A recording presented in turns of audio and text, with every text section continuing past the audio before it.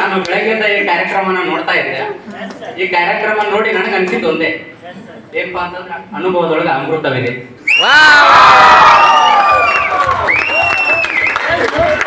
ಈ ಕಾರ್ಯಕ್ರಮ ನೋಡಿ ನನಗೆ ಅನ್ಸಿದ್ದು ಒಂದೇ, ಅನುಭವದೊಳಗೆ ಅಮೃತ ಇದೆ ಅಂತ ಅನುಭವವನ್ನು ನೀವೆಲ್ಲ ಕೇಳಿದ್ರಿ. ಇದನ್ನ ಟಿ.ಪಿ. ಕೈಲಾಸಮ್ಮರು ತಮ್ಮ ಏಕಲವ್ಯನ ಕುರಿತಾದ ನಾಟಕದೊಳಗ ಉದ್ದೇಶವನ್ನು ಕುರಿತು ಹೇಳ್ತಾರೆ. ಅಂದ್ರೆ ಪರ್ಪಸ್ ಅಂದ್ರೆ ಉದ್ದೇಶ ಯಾವ ರೀತಿ ಅಂತ ಇರ್ಬೇಕಂತ ಅವ್ರ ನಾಟಕದೊಳಗೆ ಹೇಳ್ತಾರ. ಏನಪ್ಪಾ ಅಂತಂದ್ರೆ ಏಕಲವ್ಯ ಸಣ್ಣ ಮಗು ಇದ್ದಾಗ ಬಿಲ್ವಿದ್ಯೆ ಪ್ರಾಕ್ಟೀಸ್ ಮಾಡ್ತಿರ್ತಾನೆ.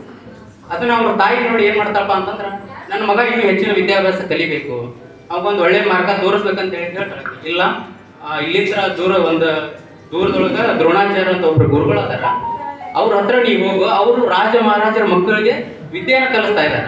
ಅವ್ರ ಹತ್ರ ನೀವು ಹೋಗಿ ವಿದ್ಯೆಯನ್ನು ಕಲಿತಂದ್ರ ಇದಕ್ಕಿನ ಒಂದು ಹೆಚ್ಚಿನ ಧನುರ್ಧಾರಿ ಆಗ್ಬೋದು ಅಂತೇಳಿ ಹೇಳ್ತಾರ.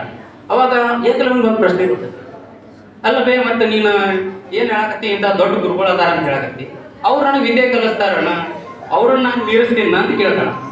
ಅವಾಗ ಅವ್ರ ತಾಯಿ ಏನ್ ಹೇಳ್ತಾಳಂದ್ರ, ಇಟ್ ಮೀನ್ಸ್ ಟಿ.ಪಿ. ಕೈಲಾಸಂ ಅವ್ರ ತಾಯಿ ಮುಖಾಂತರ ಏಕಲವ್ಯನಿಗೆ ಏನ್ ಹೇಳ್ತಾರಂದ್ರ, ದ್ರೋಣಾಚಾರ್ಯರು ತಾವು ತಮ್ಮ ಗುರುಗಳ ಹತ್ರ ಏನು ಉದ್ದೇಶವನ್ನ ಇಟ್ಕೊಂಡು ವಿದ್ಯೆಯನ್ನ ಕಲಿತು ಅವ್ರನ್ನ ಮೀರಿಸಿದ್ರು, ಅದೇ ರೀತಿ ನೀನು ಕಲಿತಕ್ಕಂತ ವಿದ್ಯೆ, ನೀನು ಏನು ಯಾವ ಉದ್ದೇಶವನ್ನು ಇಟ್ಕೊಂಡು ವಿದ್ಯೆಯನ್ನು ಕಲಿತಿ, ಆ ಉದ್ದೇಶ ಒಳ್ಳೇದಾಗಿದ್ರೆ ದ್ರೋಣಾಚಾರ್ಯರನ್ನು ನೀನು ಮೀರಿಸ್ತಿ ಅಂತ ಹೇಳಿ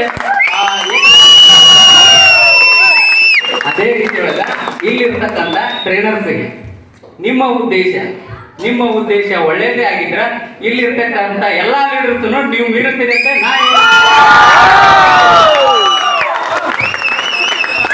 ನಾನು ಸುಮ್ಮನೆ ಹೇಳಕತ್ತೀನಿ.